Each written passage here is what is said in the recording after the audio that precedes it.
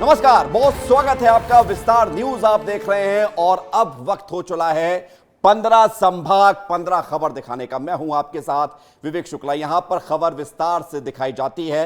एक एक संभाग, एक एक जिले की खबर आपको दिखाएंगे। क्या है आपके शहर का हाल, मौसम का हाल भी बताएंगे, साथ ही साथ सियासत की बात भी करेंगे। कुछ ऐसी खबरों की भी बात करेंगे, उनसे आपको मुलाकात कराएंगे जो खबरें आपने अब तक नहीं देखी सुनी होगी, क्योंकि वो खबरें ऐसे ही चली जाती हैं आंखों के सामने से, आप उस पर नजर नहीं डाल पाते हैं। तो आइए शुरुआत करते हैं 15 संभाग 15 खबर से। और शुरुआत मध्य प्रदेश के मुख्यमंत्री डॉक्टर मोहन यादव के उत्तर प्रदेश के दौरे से कर रहे हैं। आज वो यूपी के दौरे पर रहे। इस दौरान उन्होंने 3 लोकसभा क्षेत्रों पर फोकस करते हुए चुनाव प्रचार किया। महाराजगंज, कुशीनगर और जौनपुर में मध्य प्रदेश के सीएम डॉक्टर मोहन यादव ने जनसभा की। सीएम मोहन यादव वाराणसी में अब जाएंगे, बाबा विश्वनाथ के दर्शन भी करेंगे। इसके बाद बिहार पहुंचेंगे, जहां उनके दूसरे कार्यक्रम होंगे। आपको यह भी बता दें कि जब मोहन यादव जौनपुर में थे तो उन्होंने विपक्ष पर जमकर निशाना भी साधा। कहा कि जिस तरह सीता का हरण करके रावण उन्होंने बिछाया था, ऐसा ही यहां पर विपक्षी पार्टियां भी पछता रही हैं। समाजवादी पार्टी को अपने बल पर चुनाव लड़ना चाहिए था। साथ ही साथ डॉक्टर मोहन यादव से हमारे उत्तर प्रदेश के रेजिडेंट एडिटर आदर्श सिंह ने खास बातचीत की है। क्या कुछ बातचीत में उन्होंने कहा है, सुन लीजिए।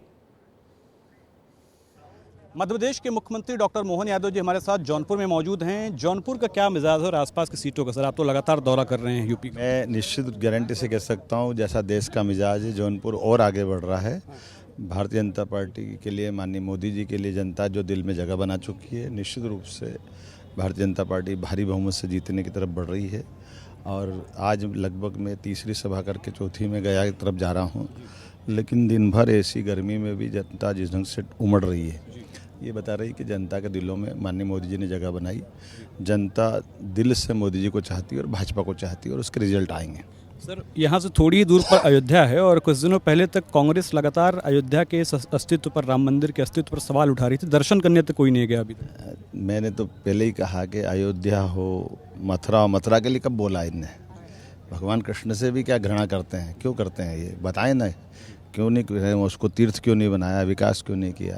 तो जो उनके गठबंधन के लोग हैं, ये केवल व्यक्तिवादी हैं, केवल स्वार्थी है। उनका स्वार्थ का गठबंधन चलेगा नहीं, जनता अच्छे से जान चुकी है। मेरी अपनी ओर से माननीय कृपा शंकर जी के लिए शुभकामनाएं, वो भारी बहुमत से जीते। कांग्रेस लगातार बैठकों का दौर चल रहा है उनका भोपाल में। कांग्रेस देश भर में फेल हो गई तो वो प्रदेश में पहले ही फेल हो चुकी है। प्रदेश में बूथ स्तर पर बैठ के कोई दम नहीं है कांग्रेस का, कोई संगठन नहीं है, व्यक्ति नहीं। देखिए, ये मध्य प्रदेश के मुख्यमंत्री डॉक्टर मोहन यादव जी थे। विस्तार न्यूज़ से खासतौर पर बातचीत कर रहे थे और कह रहे थे कि आखिर कांग्रेस का कोई अस्तित्व नहीं बचा है। साथ ही साथ यूपी जीतने का भी दावा कर रहे हैं और ये भी कहा कि राम मंदिर को लेकर कोई बातचीत नहीं की है। इसके साथ साथ मथुरा और बाकी जगहों को लेकर भी कांग्रेस की तरफ से कोई बातचीत नहीं होती है। तो खुलकर विस्तार न्यूज़ से बात की और साथ ही साथ यूपी का मिशन 80 जीतने का दावा किया। कैमरामैन शिव त्रिपाठी के साथ आदर्श सिंह, विस्तार न्यूज़, जौनपुर। तो एक तरफ मध्य प्रदेश के मुख्यमंत्री डॉक्टर मोहन यादव कह रहे हैं कि विपक्ष का वजूद नहीं बचा हुआ है, चाहे वो कांग्रेस हो या समाजवादी पार्टी या दूसरी अन्य पार्टी। उधर कांग्रेस लगातार चिंतन कर रही है और कांग्रेस के नेता ही कांग्रेस को आईना दिखा रहे हैं। खबर मध्य प्रदेश से ही है, जहां पर कांग्रेस कमेटी के अध्यक्ष जीतू पटवारी के मीडिया सलाहकार के मिश्रा ने कांग्रेस के तमाम वरिष्ठ नेताओं को 2 टूक चेतावनी दी है कि बीजेपी में गए हुए नेताओं को अगर वापस बुलाया, अगर वो नेता जो कांग्रेस छोड़कर चले गए थे बीजेपी में, उनको अगर वापस बुला लिया तो इसका जोरदार विरोध किया जाएगा। मिश्रा के मुताबिक कांग्रेस पार्टी 5 स्टार होटल नहीं है जहां ऐशो आराम के लिए आप आए, रहें, अपने दिन गुजारें और अगर संकट आ गया तो फिर आप छोड़कर चले जाएं। के मिश्रा ने यह भी कहा कि बिना डरे भितरघातियों के खिलाफ एक्शन होना चाहिए। सुनिए क्या कुछ कह रहे हैं के मिश्रा। भारतीय जनता पार्टी जैसे फासिवादी संगठन को ज्वाइन किया है, वो भी यदि कभी पुनः प्रवेश कांग्रेस में करने की कोशिश करेंगे या जो भी सीनियर लीडर उन गद्दारों को वापस लाने की कोशिश करेगा, मुझ जैसा कार्यकर्ता उनका भी विरोध करेगा। क्योंकि कांग्रेस पार्टी कोई 3 या 5 स्टार होटल नहीं है कि जहां ऐशो आराम करने के लिए आदमी आए और संकट के दौर में चला जाए। हमारे नेता राहुल गांधी जी ने कहा है कि डरो मत, तो डरो मत का उद्घोष कार्यकर्ता और नेता दोनों पर लागू होता है। उस लिहाज से हम डरे नहीं, भीतर घातियों के खिलाफ एक्शन लें और गद्दारों के लिए सोचे भी नहीं कि हम उन्हें पार्टी में वापस लें।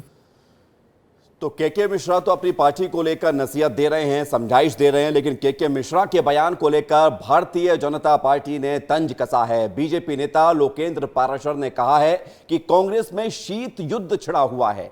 जीतू पटवारी नाकाम अध्यक्ष साबित हुए हैं। उन्होंने कहा कि कांग्रेस से बाहर जाने के बाद तो फिर कोई आना चाहता ही नहीं है।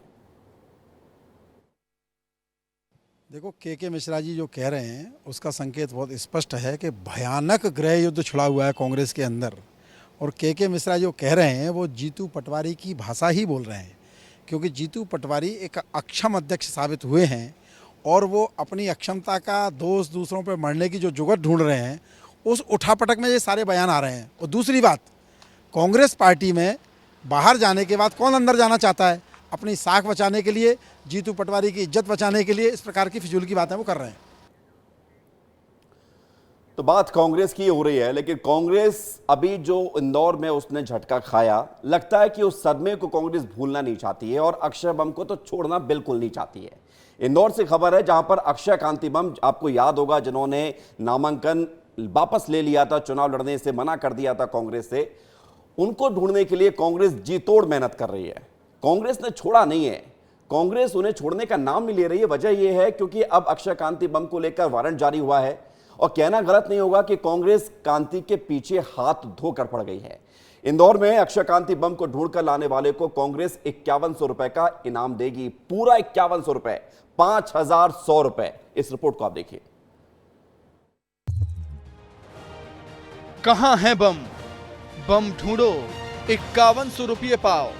कांग्रेस का बम ढूंढो अभियान, पता बताने वाले को मिलेगा इनाम। कांग्रेस छोड़ बीजेपी में शामिल हुए अक्षय कांति बम को लेकर कांग्रेस पार्टी ने पहले तो इंदौर में एक अभियान चलाया, नोटा अभियान। अब चुनाव खत्म होने के बाद कांग्रेस ने नया अभियान छेड़ा है, नाम है बम ढूंढो अभियान। आम नागरिक हो या कोई कार्यकर्ता, जो भी अक्षय कांति का पता बताएगा उसे 5100 रुपए दिए जाएंगे। लोकसभा चुनाव से पहले कांग्रेस छोड़कर बीजेपी में शामिल हुए कांग्रेस के लोकसभा प्रत्याशी रहे डॉक्टर अक्षय कांति बम को फरार घोषित करते हुए कांग्रेस ने 5100 रुपये का इनाम घोषित किया है। शहर में इस तरह के पोस्टर लगाए हैं। कांग्रेस के जो कार्यवाहक अध्यक्ष है देवेंद्र सिंह यादव, उन्होंने ये पोस्टर लगाए हैं जिसमें अक्षय कांति बम का फोटो लगा है, फरार लिखा है, साथ लिखा है धारा 307 का फरार अपराधी अक्षय बम को गिरफ्तार करवाने व पुलिस का सहयोग करने के लिए सूचना देने वाले को 5100 रुपये का नगद इनाम दिया जाएगा। कांग्रेस पार्टी के कार्यकर्ताओं ने शहर के रिक्शा, ऑटो रिक्शा सहित कई गाड़ियों पर अक्षय कांति बम को ढूंढने के पोस्टर चिपका दिए। साथ ही रेलवे स्टेशन, बस स्टैंड, गली चौराहों पर भी पोस्टर चस्पा किए गए हैं। इसके अलावा पुलिस को नींद से जगाने के लिए रीगल चौराहे, स्थायी पुलिस मुख्यालय की दीवारों पर भी पोस्टर लगा दिए गए। हमने पुलिस के सहयोग के लिए फरार आरोपी अक्षय बम को गिरफ्तार कराने के लिए 5100 रुपये का इनाम की घोषणा की है। उसके जगह जगह कल रात में सैकड़ों की संख्या में railway station, bus stand, tower चौराहा, रीगल चौराहा, पलासिया, तिलक नगर बस स्टैंड के साथ ही सैकड़ों की संख्या में रिक्शा, ई रिक्शा और 4 पहिया वाहनों पर हमने उसके पोस्टर चिपकाए हैं। हालांकि इस मामले में बीजेपी का सोचना अलग है। बीजेपी अक्षय कांति बम को फरार नहीं मान रही है। महापौर पुष्यमित्र भार्गव के मुताबिक कोई भी पार्टी किसी व्यक्ति को फरार घोषित नहीं कर सकती, ये पुलिस का काम है। इस तरह के पोस्टर लगाकर कांग्रेस अक्षय कांति बम की मानहानि कर रही है। किसी भी व्यक्ति का व्यक्तिगत रूप से अपमान है। किसी भी पार्टी को किसी को फरार घोषित करने का अधिकार नहीं है। अगर वो न्यायालय में उपस्थित नहीं होंगे तो न्यायालय जो कार्रवाई करेगी वो अलग है। तो ये तो किसी का अपमान है, मानहानि, और ऐसा करने का अधिकार किसी को भी नहीं है। दूसरा, कांग्रेस सबसे पहले ये जवाब दे कि उनके प्रतिनिधि, उनके पार्टी के कार्यकर्ता कांग्रेस छोड़ के क्यों जा रहे हैं। ऐसी क्या निराशा कांग्रेस में आ गई? तो मुझे जो कारण समझ में आता है वो तो यही है कि जिन्होंने राम को छोड़ दिया तो वहाँ जितने सनातनी लोग हैं वो सब छोड़ के जा रहे हैं। जिस तरह से अक्षय कांति बम ने चुनाव से ठीक पहले कांग्रेस छोड़ बीजेपी का दामन थामा था, उससे कांग्रेस इस कदर हताश है कि जिस मामले में उनका कुछ लेना देना नहीं है, उसमें अक्षय कांति बम के पोस्टर लगा रही है। अक्षय बम के खिलाफ 14 साल पुराने मामले को लेकर धारा 307 लगाई गई है। साथ ही बम के खिलाफ धारा 420, 409 और 406 के तहत भी मामला दर्ज करने की मांग उठाई जा रही है। कांग्रेस ने ये जो पोस्टर इस वक्त हमें नजर आ रहा है, ये इंदौर का पुलिस मुख्यालय है, रीगल चौराहे स्थित, उसके बाहर लगा है। यानी कि पुलिस को भी कांग्रेस ये बताना चाहती है कि जल्द से जल्द अक्षय कांति बम को गिरफ्तार कर कोर्ट में पेश किया जाए। पुनीत विजयवर्गीय, विस्तार न्यूज, इंदौर। खैर, अब कांग्रेस की ये मेहनत है, अब देखना ये होगा कि कांग्रेस इन पोस्टर से क्या अक्षय कांति बम को ढूंढ पाती है और अपना बदला जो लेना चाहती है कांग्रेस वो लेती है या नहीं। बढ़ते आगे बात करेंगे पीओके की। लोकसभा चुनाव हो, पीओके का जिक्र ना हो, ऐसा हो नहीं सकता है। और बगैर चुनाव के भी जिक्र कई बार हुआ है और दावा किया गया है देश के गृह मंत्री के द्वारा कि पीओके लेकर रहेंगे, जान दे देंगे इसके लिए। चुनाव प्रचार के दौरान बीजेपी के नेता लगातार पीओके का जिक्र करते हुए नजर आए, चाहे वो गृह मंत्री अमित शाह हो या फिर मध्य प्रदेश के पूर्व मुख्यमंत्री शिवराज सिंह चौहान। बीजेपी हमेशा से कहती आ रही है कि पीओके भारत का है और इसे लेकर रहेंगे, लेकिन बीजेपी के विरोधी पीओके पर लगातार बीजेपी को चुनौती देते हुए आ रहे हैं। इस रिपोर्ट को आप देखिए।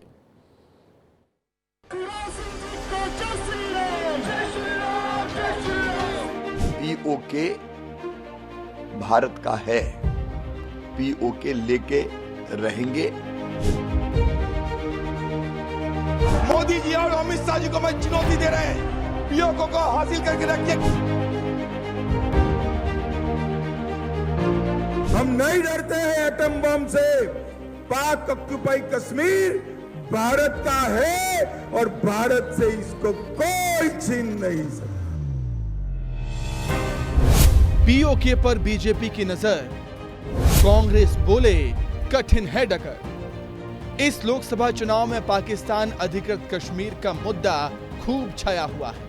सीएम योगी से लेकर अमित शाह और राजनाथ सिंह तक पीओके के जल्द भारत में शामिल होने की बात कह चुके हैं। और इसी कड़ी में अब मध्य प्रदेश के पूर्व मुख्यमंत्री शिवराज सिंह चौहान ने भी बड़ा बयान दे दिया। आज तो देश ही सवाल पूछ रहा है, भारत के विभाजन का दोषी आखिर कौन था? कांग्रेस, स्वर्गीय पंडित जवाहरलाल नेहरू जी। धारा 370 लगाने का पाप किसने किया था? अगर 3 दिन युद्ध और चल जाता तो संपूर्ण कश्मीर हमारा होता। पीओके किसके कारण बना? कांग्रेस, स्वर्गीय पंडित जवाहरलाल नेहरू जी के कारण।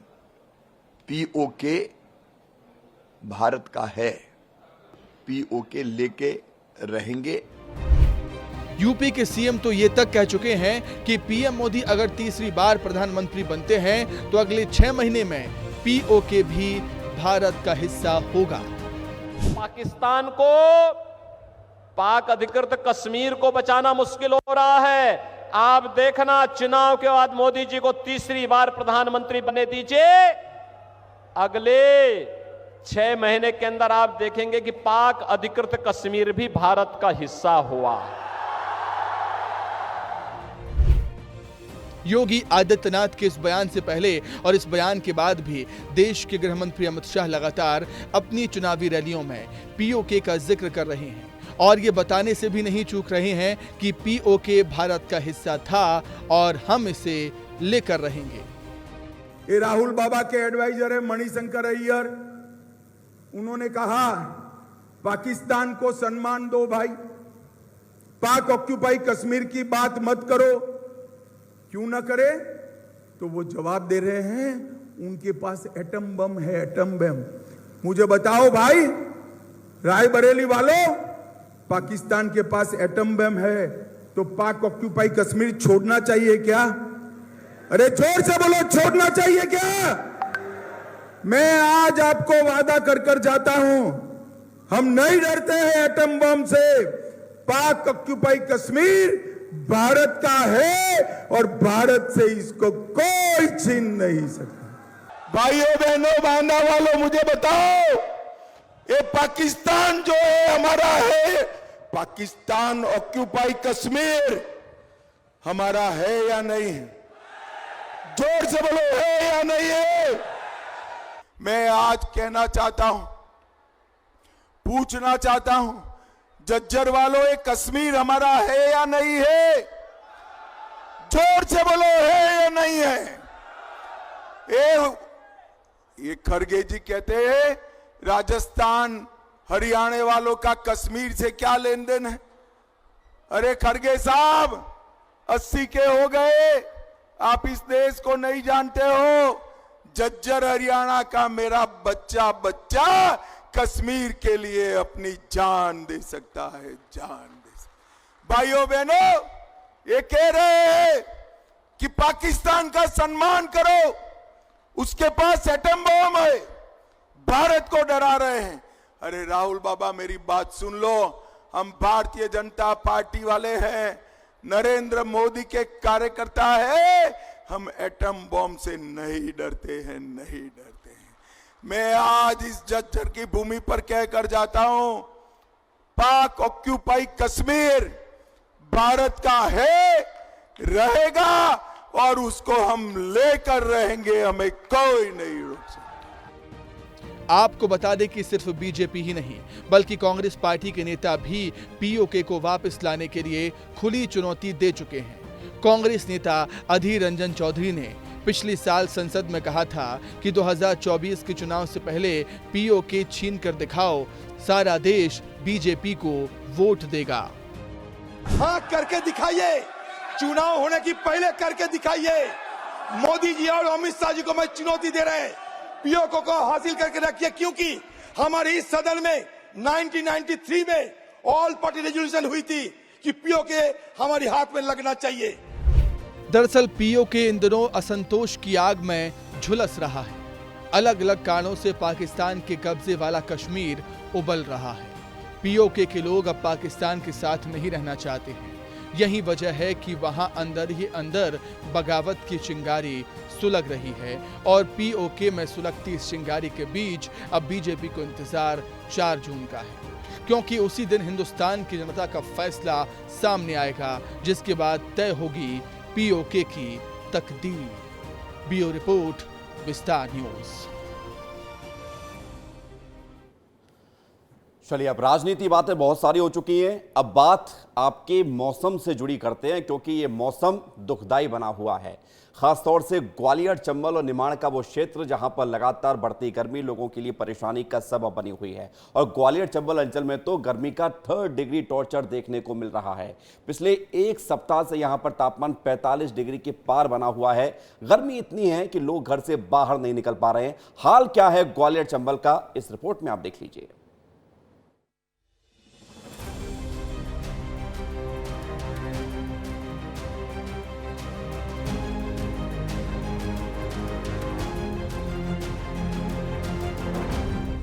ग्वालियर चंबल अंचल में भीषण गर्मी का 3rd डिग्री टॉर्चर वाला कहर लगातार बढ़ता जा रहा है। पिछले एक सप्ताह से यहां तापमान करीब 45 डिग्री के पार बना हुआ है। गर्मी के कारण यहां सामान्य जनजीवन बुरी तरह से अस्त व्यस्त हो चुका है। अब ये गर्मी जानलेवा भी बनती जा रही है। पिछले 15 दिनों में गर्मी और लू से 3 लोगों की मौत इस भीषण गर्मी से हो चुकी है। अगले 24 से 48 घंटे में हीट स्ट्रोक से बचने की सलाह देने वाले एसएमएस मौसम विभाग लोगों को भेज रहा है। मौसम विभाग की माने तो आने वाले 10 दिनों में गर्मी यहां पुराना रिकॉर्ड तोड़कर एक नया रिकॉर्ड बनाएगी। ग्वालियर चंबल अंचल में ऑरेंज अलर्ट जारी कर दिया गया है।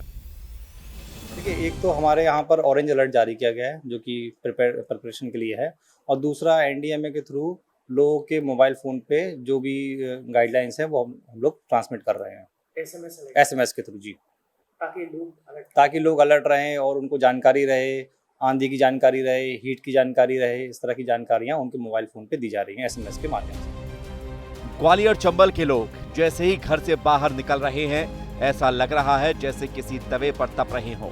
सड़कें गर्म हैं, चलना मुश्किल हो गया है। इंसान के साथ ये पशु पक्षी भी परेशान हैं।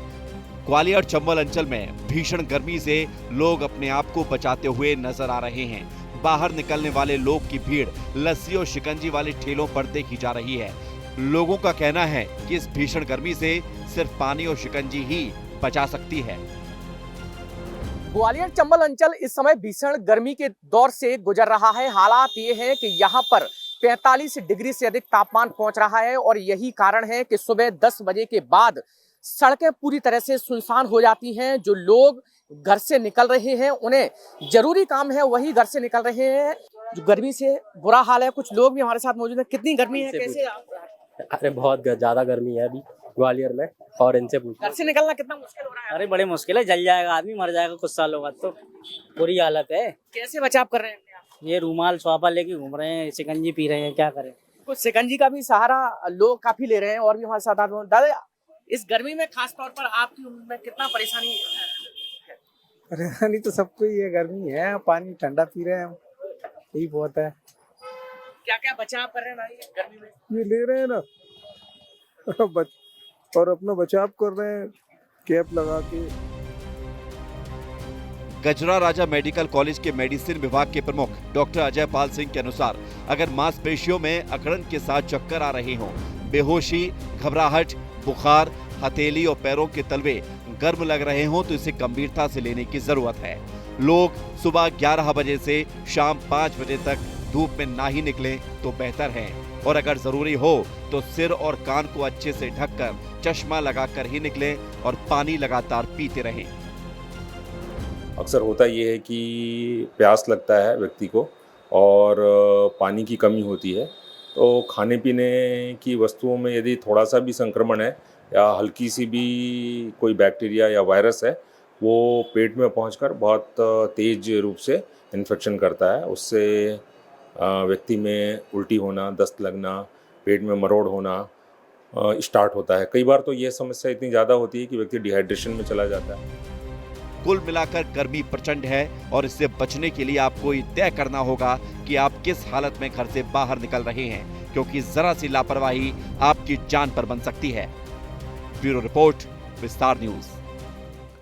जी हाँ, तो जरा सी लापरवाही जान पर भारी पड़ सकती है। लेकिन एक तस्वीर आपने ग्वालियर अंचल की देखी जहां पर भीषण गर्मी है। अब दूसरी तस्वीर आपको दिखाते हैं। ये भी तस्वीर मध्य प्रदेश की है, राजधानी भोपाल की है, लेकिन यहां तस्वीर कुछ अलग है। दिन भर खूब गर्मी थी, लेकिन उसके बाद शाम को जब हम इस खबर को तैयार कर रहे थे तभी बारिश भी हो गई, तो सोचा इस खबर को, इस तस्वीर को भी आपको देखनी चाहिए। और लिहाजा ये भोपाल की तस्वीर है।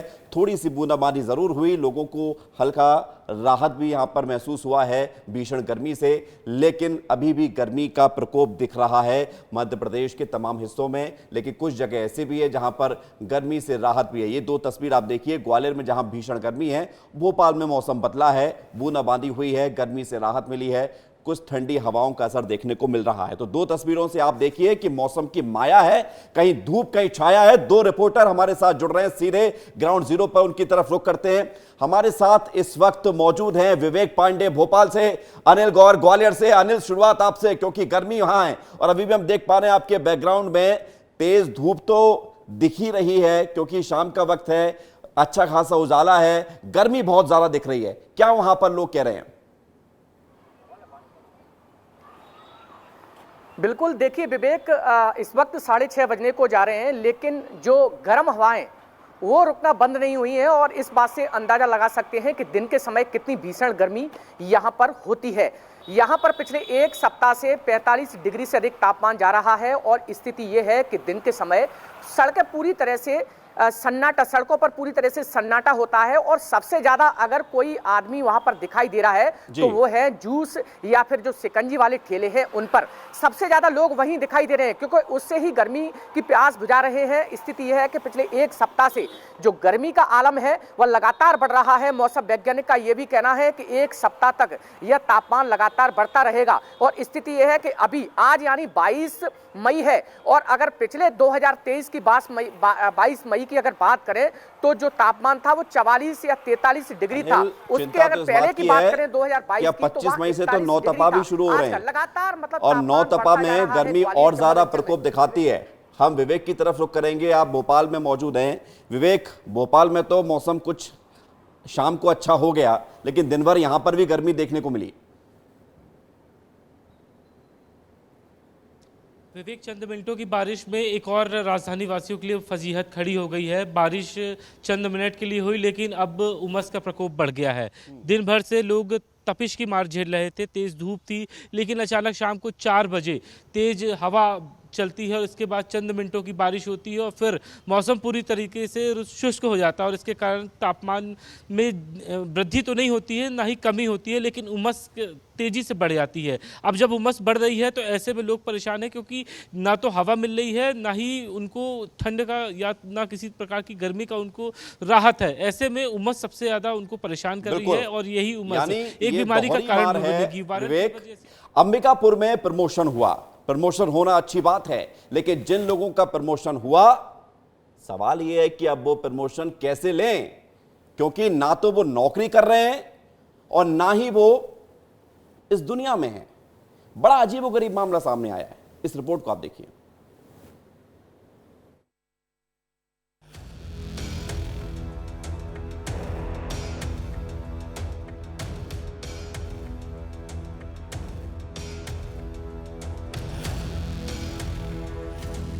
छत्तीसगढ़ स्कूल शिक्षा विभाग के अफसरों की बड़ी लापरवाही उजागर हुई है।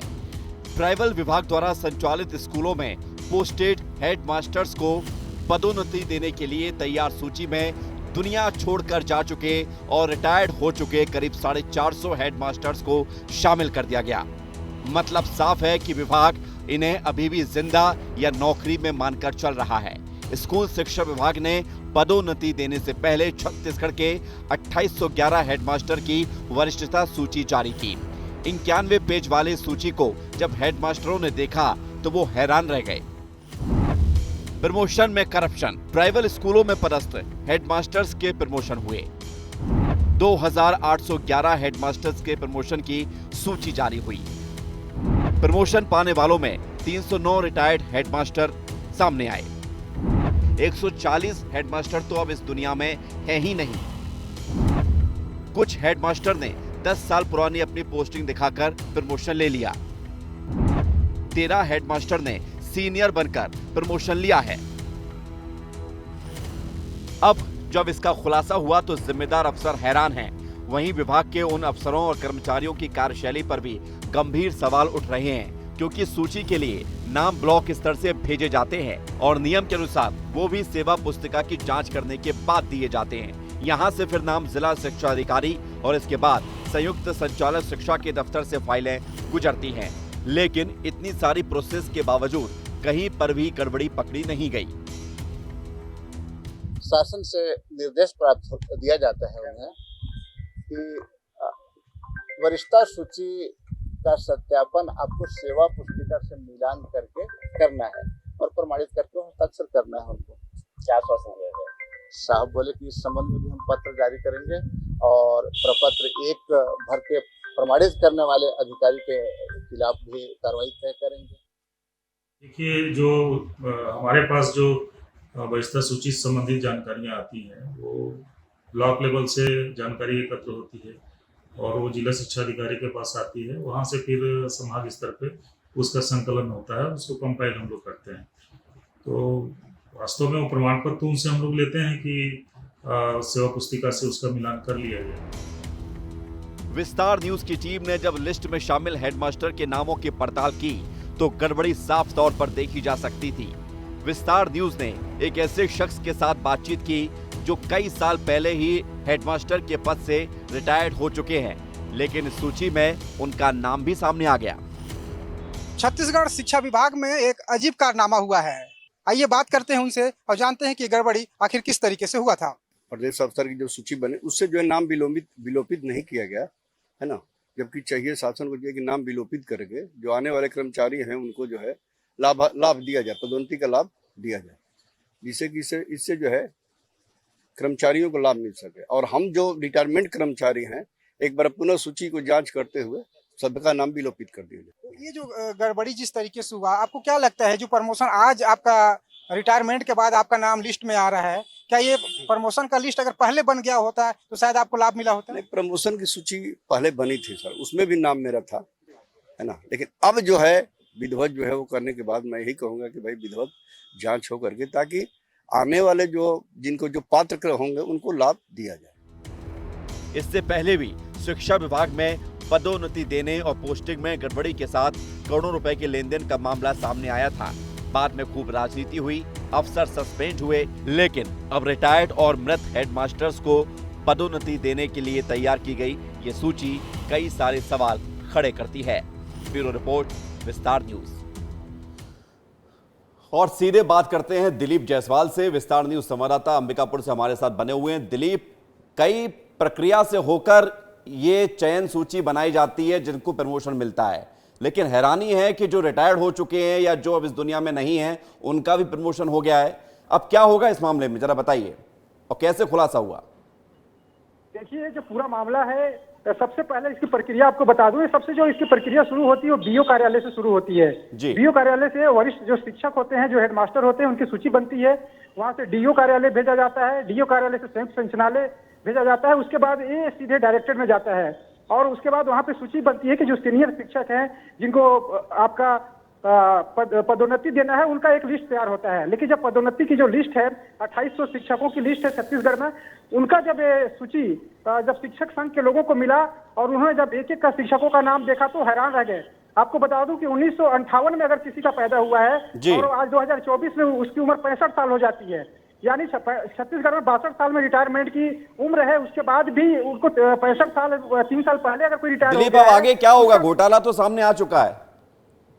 देखिए, अब इसमें अधिकारियों में हड़कंप है। अधिकारियों का ये कहना है कि कोई इसमें कोर्ट न चला जाए, हाई कोर्ट न चला जाए, क्योंकि जब भी पदोन्नति की ऐसी प्रक्रिया शुरू होती है तो जो शिक्षक हैं वो ऐसी विसंगति का आरोप लगाते हुए कोर्ट चले जाते हैं। अब देखना होगा कि समय रहते अगर सुधार इसमें नहीं किया गया तो शिक्षक संघ के लोग कोर्ट भी जा सकते हैं, और अगर सुधार हो जाता है तो फिर से तो इस पर आगे प्रक्रिया की जाएगी। जी, बहुत बहुत शुक्रिया आपका दिलीप, हमारे साथ जुड़ने के लिए और तमाम जानकारी के लिए। दिलीप हमें ये जानकारी दे रहे थे कि कैसे ये घोटाला, कैसे ये गड़बड़ झाला सामने आया है। राजधानी की बात करते हैं, छत्तीसगढ़ के रायपुर की, जहां पर सफाई नहीं हुई। आज लोगों के घरों से कचड़े को इकट्ठा नहीं किया गया। आज सड़कों पर झाड़ू नहीं चली। हालत ये रही कि लोगों के घरों में कचड़ा बदबू मारने लगा, गलियों में कचड़ों का ढेर लग गया। आखिर हुआ क्यों ये सब, इस रिपोर्ट को आप देखिए। रायपुर की सफाई व्यवस्था ठप, गलियों में जमने लगा कचरा। 2 दिन से नहीं पहुंच रही कचरा लेने वाली गाड़ी। कचरे की सड़न और बदबू से लोग परेशान। राजधानी में सॉलिड वेस्ट मैनेजमेंट के तहत राम की कंपनी को डोर टू डोर कचरा कलेक्शन का काम दिया गया है। रायपुर शहर से रोजाना 600 से 700 मीट्रिक टन कचरा निकलता है। शहर के 2,92,000 घरों और 45,000 व्यावसायिक जगहों से राम की कंपनी कचरा कलेक्शन का काम करती है। इसके बाद कचरे का साइंटिफिक तरीके से निष्पादन होता है, लेकिन कर्मचारियों की हड़ताल की वजह से कचरा कलेक्शन नहीं हो पा रहा, जिससे शहर के कई इलाकों में कचरे का ढेर बन गया है। देखिए, ये तमाम वो सरफ सफाई कर्मचारी हैं जिनके जिम्मे पर आपके घर, आपके शहर और आपके इलाके को साफ रखने की जिम्मेदारी होती है। और ये तमाम सफाई कर्मचारी अब गाड़ी खड़ा कर दिए हैं। गाड़ी खड़ा करने के बाद ये कह रहे हैं कि जब तक कार्रवाई नहीं होगी तब तक ये यहाँ से गाड़ी नहीं हटाएंगे। दरअसल सफाई करने वाली राम की कंपनी के कर्मचारियों का आरोप है कि गुड़ियारी के मुर्रा भट्टी में स्थानीय व्यक्ति ने उनके साथ मारपीट की। थाने में एफआईआर दर्ज हो गई है।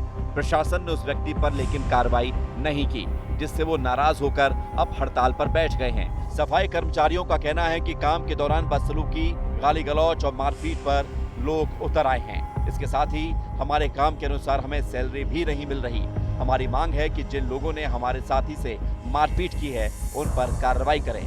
हम लोग का मांग है सर, तनख्वाह भी 6 साल हो गया, तनख्वाह वही का वही है। सुपरवाइजर लोग का तनख्वाह बढ़ गए हैं और हम लोग का इमरजेंसी काम आ जाता है, किसी का तबीयत खराब है और कुछ परेशानी आ जाता है तो छुट्टी नहीं मिलता। यहाँ छुट्टी मांगोगे तो नौकरी से चले जाओ, रिजाइन दे दो, ऐसे करके बोलते हैं। और सुपरवाइजर लोग है, हमसे पेमेंट आएगा तो महीने का हेल्पर ड्राइवर से 55 रुपये पैसा लेता है, प्लस कबाड़ी बेचते हैं, उसको मना करते हैं। अपनी पूरी घटना ही हुआ तो सर जी जो कचरा उठाने के लिए हम लोगों का साथी गया था तो कचरा भी उठाया उसके घर के, उसके बावजूद उसको मतलब 2-3 बार मतलब ऊंच नीच बात हुआ था। उसके बाद उसको गाली गलौज कर मारपीट किया। उसके बाद जाति विराती वाला बात कर दिया। और हम लोगों का कंपनी का रिकॉर्ड है सर जी, जो यहाँ का वर्कर है, पुराने जो वर्कर है, कोरोना काल में जो काम किया है उसको निकाल करना।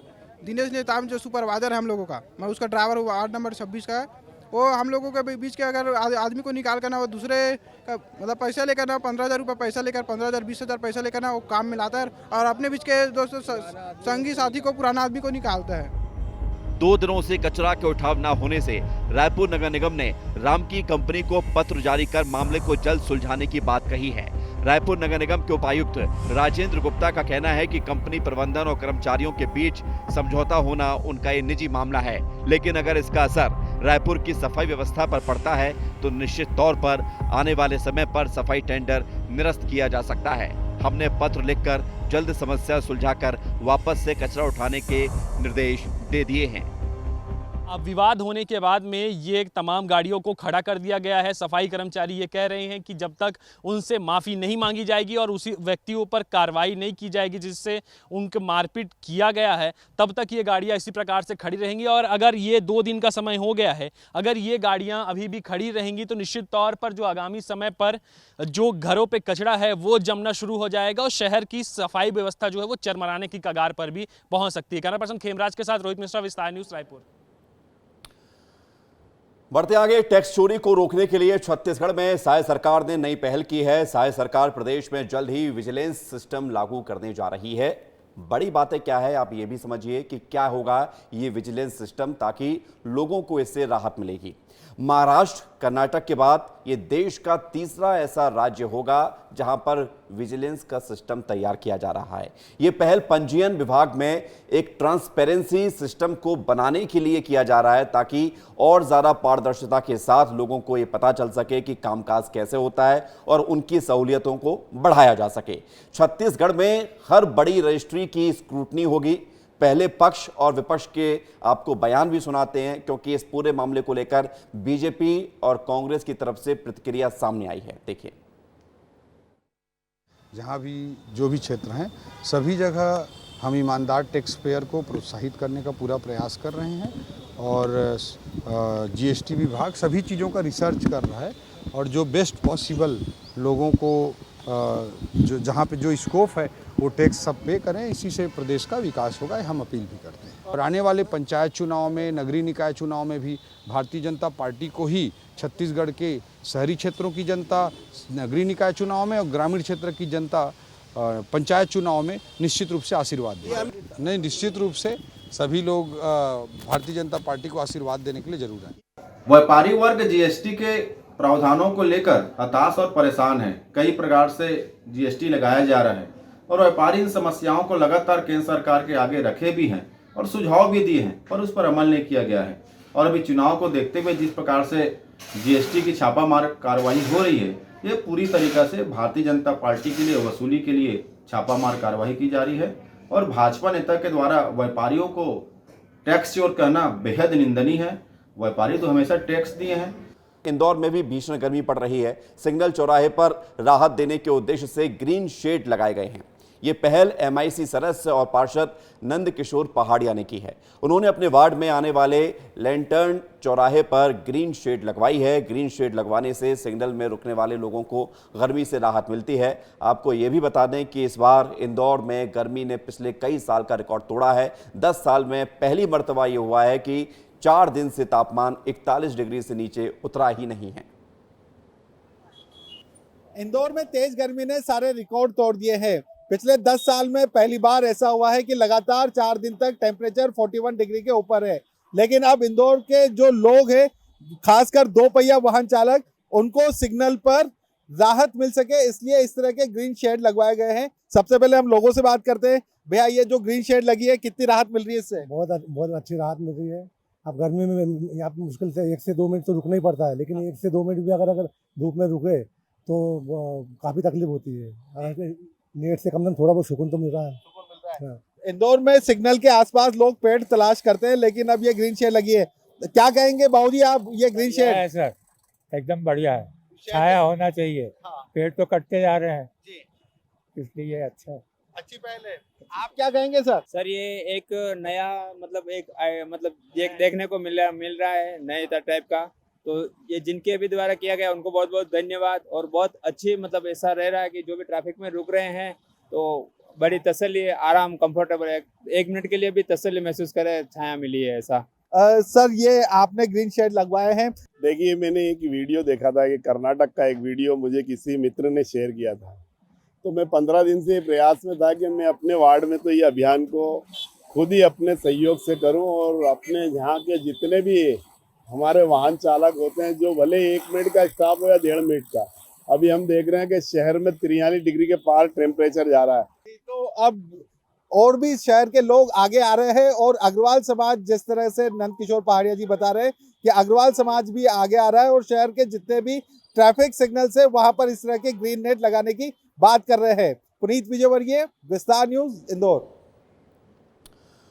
और अब खबर किसानों के लिए है, क्योंकि किसान लगातार अपनी फसल को बेचने के लिए मंडी में जा रहे हैं, अपनी फसल बेच रहे हैं, लेकिन सवाल ये था कि समर्थन मूल्य पर जो खरीदी की तारीख थी वो 31 मई तक थी। अब इस तारीख को बदल दिया गया है। मध्य प्रदेश की सरकार ने एक अच्छा कदम उठाते हुए, बड़ी पहल करते हुए 25 जून तक समर्थन मूल्य में गेहूं की खरीदी होगी, ये फैसला किया है। गेहूं खरीदी के लिए जो घोषित तारीख थी वो 25 जून तक के लिए अब बढ़ा दी गई है। पहले ये तारीख 31 मई तक थी, यानी कि 25 दिन और ज़्यादा अतिरिक्त किसानों को मिलने जा रहे हैं ताकि वो अपनी फसल को बेच सकें, खासकर गेहूं को लेकर। मुख्यमंत्री डॉक्टर मोहन यादव ने समीक्षा की है, जिसके बाद ये ज़रूरत आई कि किसान अभी चूंकि इंतज़ार में हैं और 31 मई कम समय है, समय बढ़ना चाहिए, और अब किसानों के लिए ये अच्छी खबर। एक खबर है, परिवार में जिस तरह से रिश्ते का कत्ल हुआ है वो आपको जानना ज़रूरी है, क्योंकि जब बेटा हाथ से निकल जाए तो माँ बाप के लिए कुछ बचता नहीं है, लेकिन इतना भी गुस्से में नहीं आना चाहिए कि उसी बेटे की हत्या कर दी जाए। कवर्धा से खबर है, जहां बेटे पर लाखों रुपए का कर्ज था, उसकी संगति ठीक नहीं थी, जिसके बाद एक माता पिता ने मिलकर अपने ही पुत्र की हत्या कर दी। कोतवाली थाना पुलिस को यह सफलता मिली है। 21 मई को बेटे की हत्या की गई थी। हालांकि पहले इस बात को छुपाने की कोशिश की गई, और लेकिन जब पुलिस ने जांच की तो मृतक के गले में, सिर में, पैर और पेट में चोट के निशान थे। ऐसा लगा था कि रस्सी से गले को दबाकर उसकी हत्या की गई है। जांच की, पूछताछ की तो खुलासा हुआ, माँ बाप ने अपना जुर्म कबूल किया। राजू सिंह की हत्या की गई थी और उसके माता पिता के द्वारा इस घटना को अंजाम दिया गया था। फिलहाल पुलिस इस पूरे मामले में कार्रवाई कर रही है, लेकिन वजह वही है कि बुरी संगति, जुआ सट्टा और लाखों रुपए का कर्ज। गांव थाना कवर्धा में सुबह सूचना आई कि राजू राजपूत नाम के युवक का शव बरामद हुआ है। उसका पोस्टमार्टम कराया गया। पोस्टमार्टम में मर्डर बाय स्ट्रैंगुलेशन, गला को रस्सी से बांध के हत्या करने की बात सामने आई, और जगह जगह पे बॉडी में इलेक्ट्रिक शॉक के निशान मिले थे। जिसके बाद पुलिस ने तस्दीक की। तस्दीक से मालूम चला कि इसकी हत्या इन्हीं के माता पिता द्वारा जो है किया गया था। आपने कई मर्तबा सुना होगा कि चंदेरी की साड़ियाँ बड़ी अच्छी होती हैं, उत्तर प्रदेश के बनारस की साड़ियाँ बहुत सुंदर दिखती हैं, लेकिन क्या आपको ये पता है कि मध्य प्रदेश के महेश्वर में भी साड़ियाँ बनाई जाती हैं और पिछले 250 साल से बनाई जा रही हैं, और इतनी खूबसूरत ये साड़ियाँ हैं। अगर आप इस रिपोर्ट को देख रहे हैं तो निश्चित तौर पर आपके घर की महिलाएं एक बार ज़रूर कहेंगी कि एक बार महेश्वर की साड़ी भी लेने चलते हैं। इस रिपोर्ट को आप देखिए।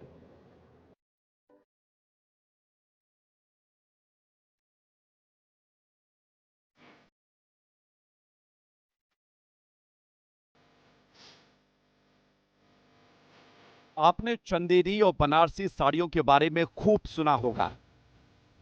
आपके घर की महिलाएं भी इन साड़ियों की चाहत रखती होंगी और इन साड़ियों को पहनती होंगी। महेश्वर की साड़ियां, जी हां, मां अहिल्या देवी की नगरी महेश्वर, जो अपने ऐतिहासिक धार्मिक महत्व के चलते विश्व प्रसिद्ध है। आज विस्तार न्यूज आपको महेश्वर की एक नई पहचान से रूबरू कराएगा। आपका अपना चैनल पहुंचा है मां नर्मदा के तट पर बसे इस महेश्वर शहर में, जहां हजारों श्रद्धालु रोज दर्शन करने के लिए पहुंचते हैं। रोजाना मां नर्मदा नदी में डुबकी भी लगाते हैं।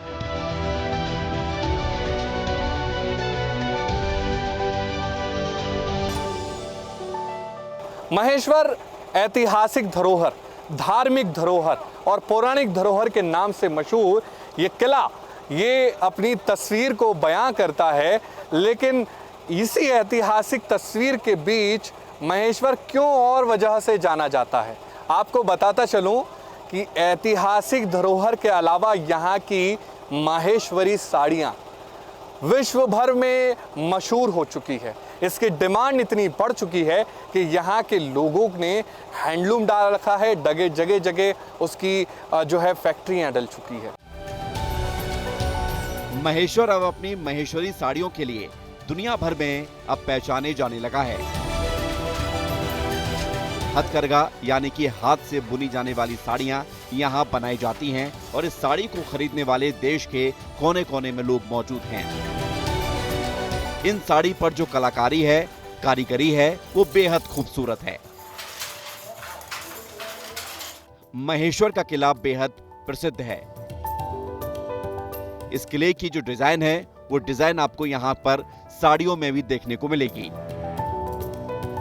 महेश्वर की साड़ी इतनी मशहूर हो चुकी है, इसका विश्व भर में नाम हो चुका है। विदेशी लोग भी इसे खरीदने आते हैं। देवी अहिल्याबाई होलकर ने महेश्वर में सन 1767 में गुणवत्ता वाली रेशमी साड़ी बनाना शुरू किया। महेश्वर साड़ियों का इतिहास 250 साल से बन रही हैं महेश्वर की साड़ियां। अहिल्याबाई होलकर ने 1767 में कुटीर उद्योग स्थापित करवाया था। गुजरात और दूसरे राज्यों से लाकर यहां बुनकरों को बसाया गया। रेशम के साथ सोने और चांदी के धागे वाली साड़ियां भी बनाई जाती हैं। आज भी महेश्वर किले में साड़ियां बनाई जा रही हैं। महेश्वर साड़ियों के हैंडलूम में जब स्टार न्यूज पहुंचा तो देखा ज्यादातर महिलाएं ही बुनने का काम कर रही हैं, जो अपने आप में एक सुखद तस्वीर थी।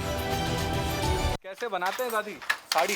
साड़ी तो देखो हमको ये ऐसे ही बनाना पड़ती है, बुनाई करेंगे तो ही वो साड़ी बनेगी, नहीं तो नहीं बनेगी। बुनाई के हाँ, हाथ से बनाते हैं? हाथ से करेंगे, जितना करेंगे उतना ही होएगा काम, और उसके आगे ज्यादा हो नहीं सकता। जितना। हाँ। अच्छा, ये दादी ये जो साड़ी इतनी फेमस क्यों है, क्या वजह है इसके अंदर?